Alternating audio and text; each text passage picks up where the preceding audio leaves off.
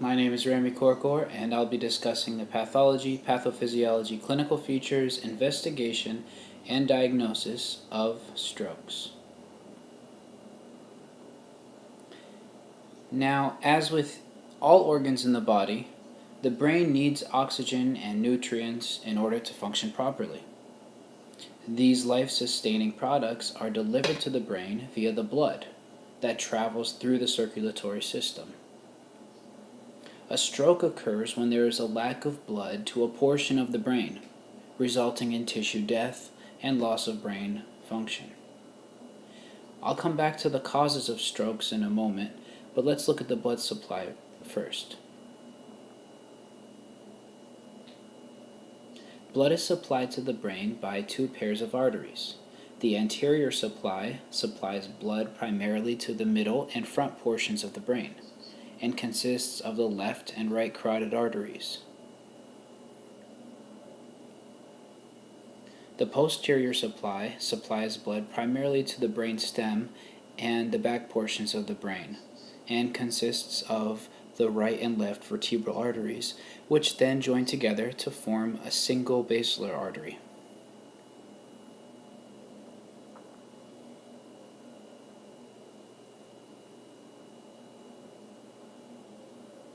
Rotating the brain so that we have a view of the left side, we can now more clearly see how the anterior supply, originating from the carotid arteries, distributes blood primarily to the middle and front portions of the brain. And the posterior supply, originating from the basilar artery, supplies most of the brain stem and the back portions of the brain. And in a prime example of survival of the fittest, and nature's wonderful design, there is a communicating artery which joins the two systems, known as the posterior communicating artery. This vessel is part of the circle of Willis, and in the event that there is sudden impairment of blood flow to the brain from either the anterior or posterior system, the communicating arteries allow for crossover flow, which may help to prevent damage to the portion of the brain affected by the impaired flow.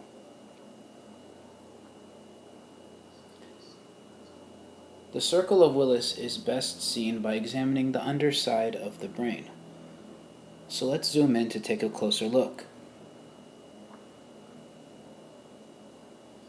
The circle of Willis is really a beautiful piece of anatomy that represents a central hub of which radiates the entire blood flow to the brain.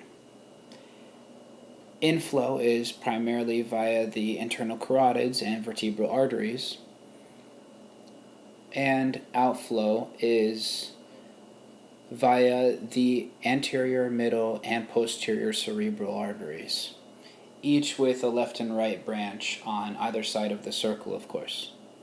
The basilar artery, posterior communicating, and anterior communicating arteries complete the circle.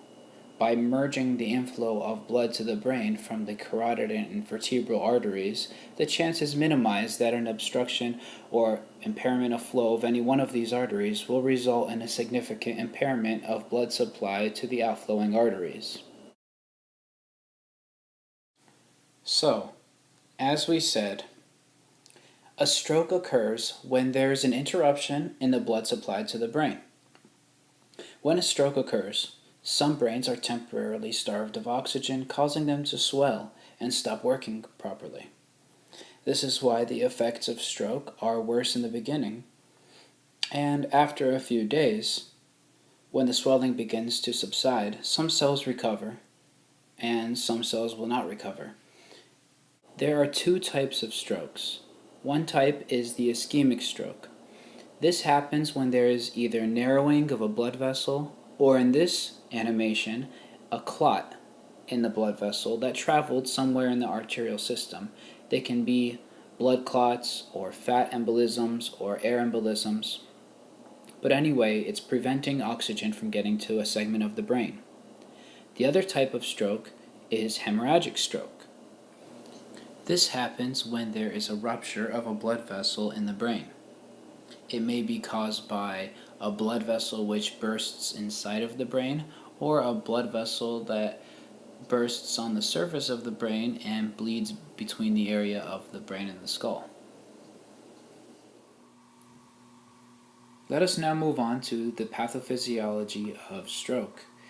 As we said, they can be ischemic or hemorrhagic.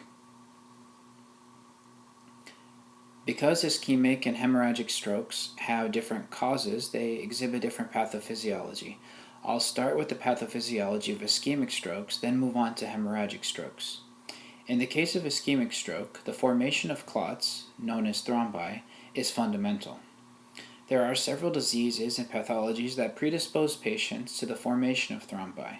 The most significant of these is atherosclerosis. A compromised systemic circulation also plays a role in ischemic strokes, and for hemorrhagic strokes, elevated blood pressure is most commonly the underlying cause. Let's start with the crucial topic in the pathophysiology of ischemic stroke. What exactly are the conditions in the body that lead to the formation of thrombi? You see, blood in the body is a constant balance between coagulating factors as well as anticoagulating factors, which are proteins that keep the blood thin. When the balance is tipped in the favor of the coagulants, the blood is considered hypercoagulable, and the risk of clot formation and subsequently ischemic stroke increases. A great scientist named Virchow came up with a brilliant triad to describe the conditions that lead to the formation of thrombi in the body. These three key factors are endothelial injury, stasis, or lack of flow in blood, and hypercoagulability. The presence of any or all of these factors increases the chances of ischemic stroke. The most important, however, of these is endothelial injury. So let's get a visual of endothelial injury as well as clot formation. Even under physiological conditions, a small tear can appear in the wall of a blood vessel. In order to prevent blood loss, platelets and coagulation factors such as the pivotal factor 10, acting in a coordinated manner, close this wound. The platelets are responsible for first sealing of the tear, then a number of coagulation factors are activated, leading to the formation of fibrin strands which stabilize the growing clot. Thromboembolic disorders can affect both types of blood vessels. Arterial, or white clots, are primarily triggered by the rupture of an atherosclerotic plaque. Arterial clots are platelet-rich. Venous, or red clots, on the other hand, mainly consist of red blood cells and fibrin. Vascular injury, hypercoagulability of the blood, and venous stasis, Virchow's triad, play a crucial role in their development. It's important to note that the formation of both types of clots, arterial and venous, always involve platelets as well as coagulation factors. So let us go back to our pathophysiology. When we talk about endothelial injury, atherosclerosis is the disease that comes to mind. Atherosclerosis is defined as the thickening in the walls of large blood vessels due to the accumulation of fatty materials. Atherosclerotic vessel disease is the most common way that arterial thrombi occur, and therefore presents a major risk for ischemic stroke. In atherosclerosis, injured endothelial cells enlarge and medium-sized arteries become chronically inflamed. LDLs that are found in cholesterol are retained by the injured endothelium and become oxidized. These oxidized lipoproteins trigger an immune response, which attract cells called macrophages. These macrophages become trapped inside the endothelial lining, forming what we call foam cells. Eventually, the body tries to heal this chronic inflammation, forming a plaque or fibrous cap over the area. If something such as turbulent blood flow causes the plaque to rupture, a blood clot can form, causing a blockage. The clot can also break off and travel into circulation. The following animation will help us visualize this very important disease. Atherosclerosis is a life-threatening disease that may have begun to develop during childhood. This condition is a process in which deposits of fatty material, called plaque, build up inside the walls of arteries, reducing or completely blocking blood flow. Although the exact causes of atherosclerosis are not clear, many scientists think it begins with damage to the inner wall of an artery, called the endothelium. Substances traveling in the blood, such as cholesterol, fats, and cellular waste products, accumulate inside the damaged area of the arterial wall. Chemical reactions occurring within the buildup of material cause cholesterol molecules to oxidize. This initiates an inflammatory response in which the endothelial cells at the damaged site release chemicals that signal a call for help. In response, monocytes from the bloodstream travel to the damaged site. Stimulation from oxidized cholesterol converts the monocytes into macrophages. The macrophages eat and digest the cholesterol molecules. As a result of this process, the macrophages change into foam cells, which accumulate to form plaque. As the plaque increases in size, the arterial wall thickens and hardens.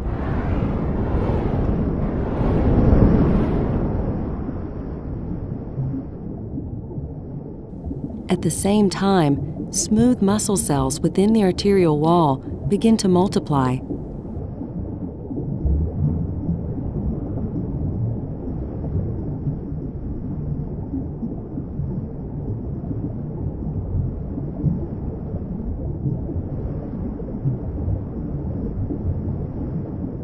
Most of the smooth muscle cells move to the surface of the plaque. These cells contribute to the formation of a firm, fibrous cap covering the plaque. Eventually, the passageway through the artery narrows enough to reduce blood flow and the amount of oxygen received by the organs it supplies. Over time, the cap may erode and break open, releasing plaque into the bloodstream. The plaque can flow downstream and contribute to the formation of a blood clot, which can stop blood flow. As a result, limited blood supply is available to the area surrounding the partially blocked artery, degrading and potentially killing the neighboring tissue. Let's come back and take one last look at the pathophysiology of stroke. A compromised systemic circulation in a weak heart can also increase the chance of an ischemic stroke. When the heart is weakened, blood does not flow as effectively as it used to. When the flow of blood is reduced, the chance that various clotting factors in the blood can interact and form a thrombus increases. A heart condition like atrial fibrillation is a major risk factor for stroke, making a patient 5 times more likely to suffer one. Atrial fibrillation is when the top 2 chambers of the heart, the atria, do not fully contract. Instead, they sort of quiver or fibrillate. This irregular contraction means that blood is not pumped fully out into the ventricles, and some of it pools and then can clot, and then these clots can be pumped out of the heart and into the brain, causing an ischemic stroke. Returning to a diagram of a blood vessel, let's look at how different injury to the blood vessel can lead to a hemorrhagic stroke. If a patient has high blood pressure, then their arteries are always under a lot of strain, and the blood pushes on the vessel, and that causes the walls to eventually weaken, causing a bulge called an aneurysm. These weakened walls are more likely to burst, especially if they continue to be put under the same pressure as before. If the blood vessel that bursts is in the brain, we call it a hemorrhagic stroke. Hypertension is therefore a crucial risk factor for stroke and needs to be well managed to prevent weakening of blood vessels. The symptoms of a stroke depend on the type of stroke and what area of the brain is affected. As early as 400 BC, the Greek philosopher Hippocrates described the stroke phenomenon as sudden paralysis. He used the term apoplexy, which is the Greek word meaning struck down with violence. Hippocrates had the right idea. One of the most common signs of a stroke is sudden numbness or weakness of the face, arm, or leg, especially when it's on one side of the body. People who are having a stroke can also experience trouble moving due to dizziness, loss of balance, or loss of coordination. Stroke victims may experience trouble speaking or understanding. Sudden confusion is also common. Other possible indicators of a stroke include sudden difficulty seeing, sudden severe headache of unknown cause. Let's look at how a stroke in each of the different areas of the brain might affect a survivor. A stroke in the right hemisphere of the brain often causes paralysis in the left side of the body. This is known as left hemiplegia. Right hemisphere stroke survivors may have difficulty with spatial and perceptual abilities, resulting in trouble picking things up, misjudging distances, difficulty dressing, and falling down. Survivors of right hemispheric strokes often have judgment difficulties. They often develop impulsive, dangerous habits, like driving a car when they do not have the spatial ability to do so. Right hemispheric stroke survivors may also experience left-sided neglect, causing them to ignore objects on the left. For example, a person with this condition might not eat food on the left side of their plate. Conversely, a stroke on the left hemisphere of the brain can cause paralysis on the right side of the body, or right hemiplegia. Survivors of left hemispheric strokes may develop aphasia, which is difficulty speaking or understanding language. Patients who have had a left hemispheric stroke often develop a slow, cautious style of behavior, and they may need frequent instruction on biofeedback of the most basic of tasks. A stroke that occurs in the cerebellum affects reflexes and balance. Cerebellar strokes can result in difficulty standing, nausea, dizziness, and even vomiting. The most physically devastating of strokes are those that occur in the brainstem. Brainstem is responsible for all involuntary function of the body, like blood pressure, heartbeat, and breathing. Damage to this area may require life support. Brainstem strokes can also lead to problems of hearing, talking, and swallowing. Let us now turn our attention briefly to TIAs. Transient ischemic attacks are just like mini strokes, which are just like a regular ischemic or blood clot stroke. It's when a blood vessel to the brain becomes blocked or leaks, and there's a halt of oxygen to a segment of the brain. But the difference is that TIAs are reversible with normal body repair mechanisms. Now, even though TIAs disappear on their own, they are an indicator that a major stroke may occur. It's important to receive immediate treatment because about a third of people will end up having a full-blown stroke soon after. So let us turn our attention to the important clinical manifestations and warning signs of TIAs. A person may suddenly feel weakness, numbness, or heaviness, even in a small part of the body, like the hand, the face, or the foot. It may be hard to speak or understand words. Things may look blurry or dim, and a person might feel dizzy or clumsy on their feet. They might also experience sudden headaches, which feel like severe migraines. Here's a look at how a TIA may manifest in a day-to-day activity like playing basketball.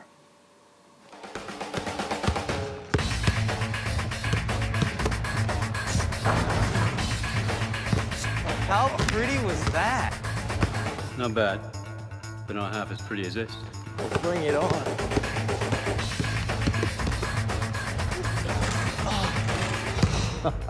My, if the old folks' home is looking for a ringer, look no further. I'm in the prime of my life, I'll have you know. And these are your genes too, pal. Let's take a good long look at your future. Huh? Well, I don't know about my future, but I think I can see my reflection. Such disrespect. Come on, free shot. I bet you can't make it from here. What, you afraid of losing our bet?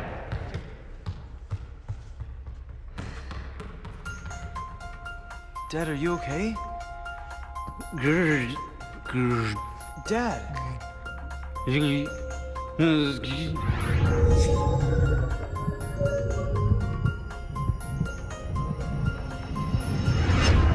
Look, let's sit down, okay?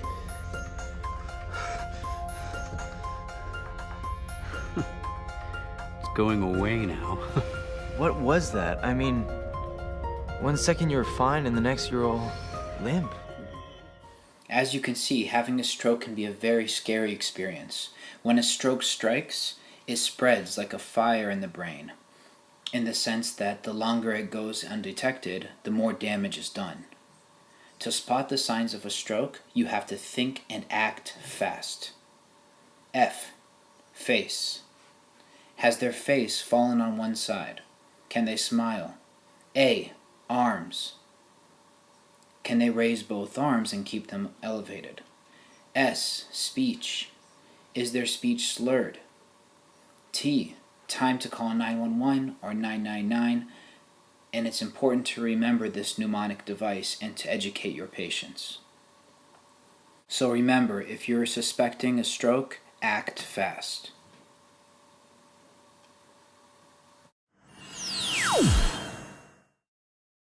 Finally, once we've established that our patient is indeed suffering from a stroke, there's a variety of diagnostic imaging tests that we can do.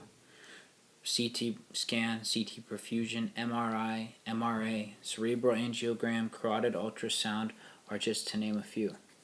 The idea being that we want to try to see the stroke and assess how bad the damage is or how reversible the damage is and what can we do.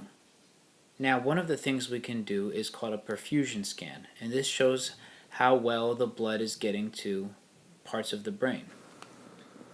The images in the lower left are what you see in a CT perfusion. Notice the highly colorful images. The regular CT scan, which is in the top right image, it shows bleeding, and if it's been going on long enough, might show a regular ischemic stroke. In this image, we see a normal perfusion scan. In each individual scan, we can see that there is equal perfusion to both sides of the brain on each of the images. As opposed to this image where you can see that the color is not symmetrical anymore, and on all three images, in fact, you can see that one side is more perfused better than the other. And this is really one of the things that we do when a patient comes in. We want to try to find out, are they having a stroke, where is the stroke located, and what's going on. And of course we can do MRI scans as well. You can see in the lower left image how the part of the brain that's suffering from the stroke is light and very bright on imaging. You can see the white region there. That's where the ischemia is occurring. And then we have techniques to look at the blood vessels with an MRI scan. You can see in the top right image the blood vessels going up into the brain. And we have ways of color coding it as well. And the quantitative MRI can not only show us where the blood is going, but can also tell us about the rate and speed and velocity at which the blood is going. And this concludes my lecture, so thank you very much for watching.